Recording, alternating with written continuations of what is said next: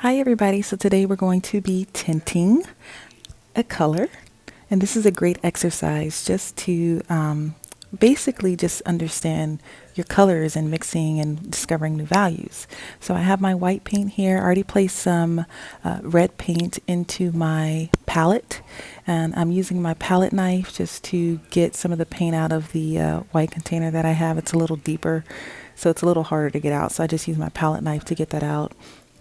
And I'm just wiping it clean just to make sure everything's ready to go when I start. I have a piece of paper that I'm going to use as my canvas. It's just a thick piece of paper, mixed media paper for acrylic. If you have another thick piece of paper, that's fine. What I'm doing is I'm going to tape it down so that it doesn't move around too much. It just helps me make sure the paper doesn't move. It can get, it can kind of move around a lot, and I'm just trying to prevent that. So I'm going to tape it down. And then also I would just want to show you some of the colors that I have. I already placed some colors on my palette, but today I'm going to be mixing in the center there. If you have a palette with a little flat surface in the middle, that's for mixing paint, so you can always mix there. So I'm going to take a little bit of my red paint and oh, you know what? I completely forgot. I'm going to go ahead and tape off my canvas as well because I want a clean finish. If you looked in the intro video, you would notice that I have these little squares set up, and to get that effect, you will need to have some type of paint. I'm using a painter's tape, so I'm just going to paint off the sides of my canvas and go into a long rectangle, as you can see I'm doing here. And just carefully place the painter's tape down. If you have regular Scotch tape, that will work, but just know that you have to take it off very carefully when you finish. Painter's tape works best because it doesn't rip your canvas when you go to pull it off. It's less likely for that to happen. So I'm just going to go ahead and tape down my portions, the size that I'm not using, basically, because I want the clean finish, and I'm just going to paint within the region of the tape inside of that portion, and you'll see as we start. So I'm going to place another piece of tape onto the side here. It doesn't have to be perfect. You can get it as a rectangle, as much as a rectangle as you can. If you need any help, you can always use a ruler and kind of draw out the space that you need. I'm just kind of eyeballing it here. So now I'm going to go ahead and take my red paint, and I'm going to start and paint about 4 squares of different colors, and I'm just eyeballing it. So I'm going to place some red paint there. This is my primary color, my primary red.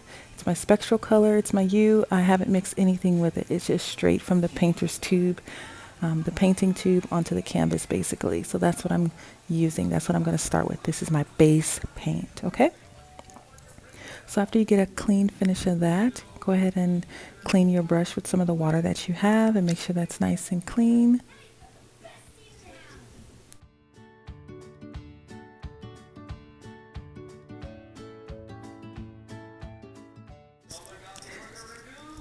And then to start off with the mixing, I'm just going to make sure my brush is dry. And then I would like to go one shade up. So I'm going to take some of my red paint. I'm going to take enough because this is going to have to stretch to the other few squares that I have on my sheet. So I'm just going to wipe that off. And then I'm going to do 1, 2, and 3 more squares. So I'm going to fill up my palette with some of the red paint. You don't want to use too much. You can kind of eyeball it, but you don't want to use too much. I'm going to go ahead and wipe that off, and then I'm going to use my palette knife and get some white paint. And I'm just going to do a little bit there, maybe a little bit more, and then I will start to mix that around.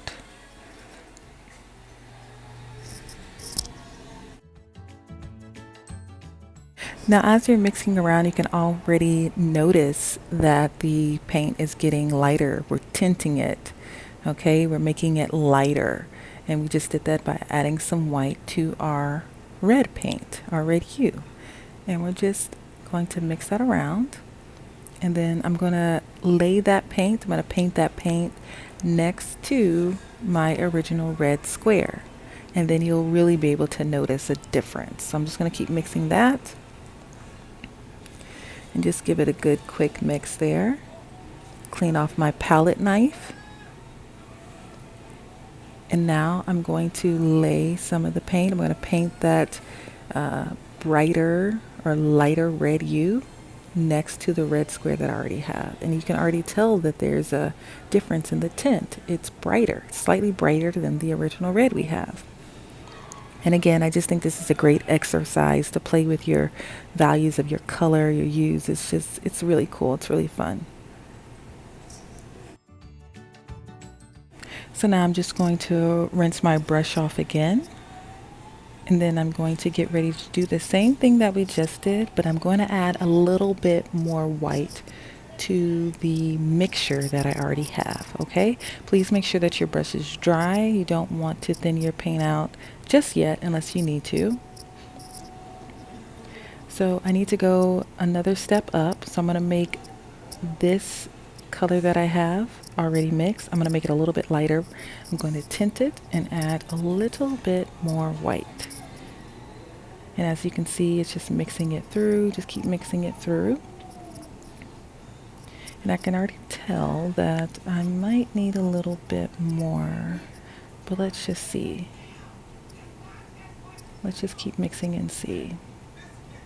And if at any time you feel like you need to add a little bit more white, you can always do that. Okay, so let's lay that down and look at there. It's slightly brighter than the previous color that we had, okay? Oh, I got a little bit of hair. I think it's from the brush. Sometimes that happens. I'm just trying to pull that out. It's just a little bit of hair. Let me get that out. I hate when that happens. Okay, so now we're just going to lay that paint down. And you can already tell we have 2 more colors in addition to our red color that we had. And we tinted that red up. So now I'm going to rinse off my brush again, and I'm going to repeat the process. And I'm going to add a little bit more white to it. Make sure your brush is clean, and then you can go ahead and add that white into the color that you already have. So I'm just going to dry that off a little bit. And now I'm going to use my palette knife and just add in a little bit more white. And sometimes it just depends. Sometimes I use my brush. Sometimes I use my palette knife. It doesn't really matter to me anyways. But if you have a preference, use one or the other or both. So now I'm just going to mix all that together. And I love this color. It's such a bubbly looking pink. I really like that. Just going to clean off my palette knife. And then now I'm going to fill in that last square. And it was the last square that I had was a little bit thinner than I would have liked it. So I'm just replacing the tape and just moving that painter's tape back a little bit. So now I'm going to fill in that square. And it looks so nice. It looks so cool. So just fill it in. And you can already tell that you have 4 colors. You have 3 new colors, tints of the original red that you have, okay? Always be sure after you finish painting, because this will need to take some time to dry, be sure you clean off your brush. Acrylic dries really fast. So we have the red paint, the original red paint that I was using straight from the painting tube. And then we have 4 colors from there basically, and I mixed it with some white. And then, so you can see I mixed it with the white. And then we just created 4 new colors basically, or 3 new colors. So we have the red, and then we added some white to it and tinted it up. And then we tinted it up some more and tinted it up some more. So if you're trying to create something with different values in it, I'm going to show you an example of something. Hold on just a second. If you're trying to create something with different values in it, okay, different colors and different, how different things flow and things like that. If you were trying to create different colors, even up here in the tonal range, you would need to know the steps of the colors and tinting. So use bright colors, this one right here. As you can see, the brighter colors. And then you would use the pink right here. So you can see it kind of fades in certain colors, certain angles. You would use this color. It's a little bit darker. And then the red, I use very little red, but there's different coats, as you can see right there. And then also in the flowers and things. So these are the different values you can use at home. Okay, so once you're done with this, then you're gonna take your palette very carefully. I'm gonna move that to the side. I can use these later. And then you're gonna peel it off. So you're gonna peel it off here. And then you're gonna peel it off here. Peel it off there.